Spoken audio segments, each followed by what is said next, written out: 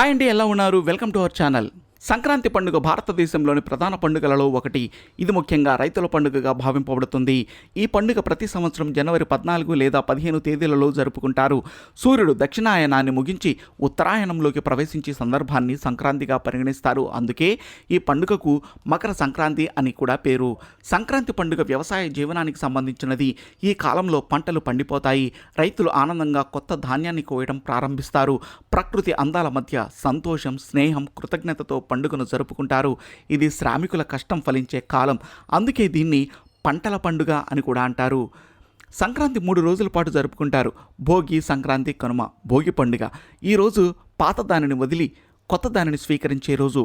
ఉదయం భోగి మంటలు వేస్తారు. పాత వస్తువులను తగలబెట్టి కొత్త జీవితానికి శ్రీకారం చుడతారు. ఇళ్ళు శుభ్రపరిచి రంగులతో అందంగా ముంగిళ్లను అలంకరిస్తారు. అది సంక్రాంతి రోజు ప్రధాన పండుగ. ఇదే రోజు కొత్త బట్టలు ధరించి కొత్త పంటలతో వంటలు చేస్తారు. పొరుగు వారిని, బంధువులను ఆహ్వానించి పండుగ భోజనాన్ని పంచుకుంటారు. ఆడపిల్లలు గొబ్బెమ్మల పూజలు చేస్తారు. ఆవులకు నైవేద్యం సమర్పించి పూజ చేస్తారు. కనుమ పండుగ ఈరోజు పశువుల పండుగ. పశువులను స్నానం చేయించి పూలతో అలంకరించి వంట బెల్లం, చక్కెరతో గొర్రెల సంభారం చేస్తారు. రైతులు తమ పశువులకు కృతజ్ఞతగా విందు ఇస్తారు. ఇది మానవుడు మరియు ప్రకృతి మధ్య ఉన్న సంబంధాన్ని తెలియజేస్తుంది. మహిళలు అందమైన ముగ్గులు వేస్తారు.